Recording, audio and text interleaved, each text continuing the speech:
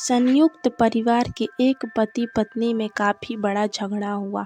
यह झगड़ा उन छोटे मोटे झगड़ों से ज़्यादा गंभीर था जो हर पति पत्नी में सामान्यतः होता है, क्योंकि इस झगड़े में एक दूसरे की आलोचना करते करते बात इतनी बिगड़ गई थी कि पति पत्नी एक दूसरे से अब तलाक मांगने तक बातें करने लगे थे।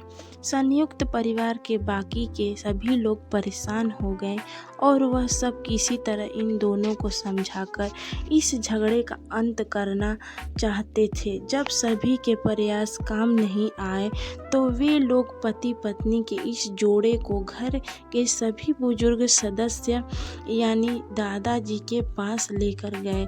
जब दोनों पति पत्नी दादाजी के कमरे में प्रवेश किए तो दादाजी ने उन दोनों को बैठने के लिए कहा और फिर पूछा कि बताओ तुम्हारी समस्या क्या है। दोनों पति पत्नी एक साथ बोल पड़े और एक दूसरे पर आलोचना की झड़ी लगा दी। जितना कमियां पत्नी अपने पति से गिना रही थी, उससे ज़्यादा कमियां पति भी अपनी पत्नी से गिना रहा था और कई मिनटों तक यह सिलसिला चलता रहा। दादाजी ने भी इन दोनों को नहीं मना किया और इनकी अपना अपना गुस्सा इन दोनों के उतारने दिया। आखिर में जब दोनों एक दूसरे की बुराइयां करके थक गए और शांत हो गए, तब दादाजी ने उन दोनों से कहा, अब दोनों एक दूसरे की अच्छाइयाँ बताओ।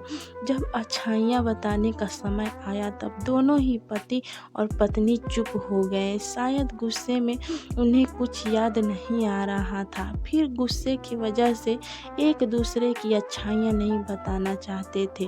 दादाजी ने यह बात महसूस कर ली।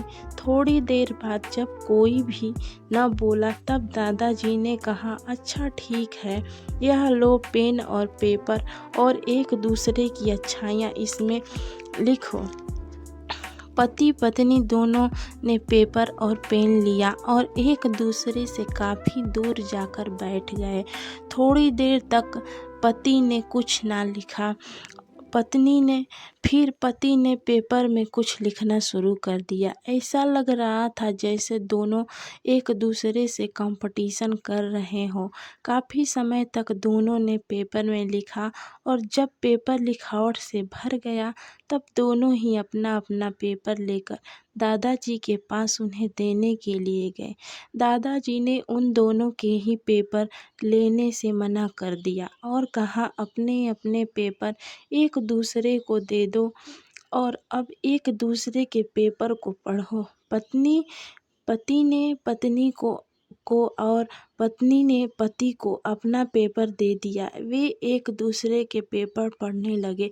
थोड़ी देर बाद पति और पत्नी दोनों कहीं आंखों में आंसू थे। पेपर में अपने बारे में लिखा अच्छाइयाँ पढ़कर पत्नी तो फूट फूट कर रोने लगी।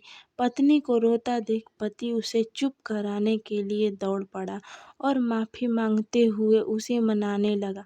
पत्नी ने भी पति की माफ़ी मांगी और माहौल ऐसा हो गया जैसे कोई झगड़ा हुआ ही नहीं था। दोस्तों, कमियां और खूबियां जगत के हर इंसान में होती है। अगर हमारे ऊपर होता है कि हम कमियां देखकर अपने जीवन को नर्क बना लें या खूबियां देखकर अपने जीवन को स्वर्ग बना लें। अगर आपको कहानी अच्छा लगे तो चैनल को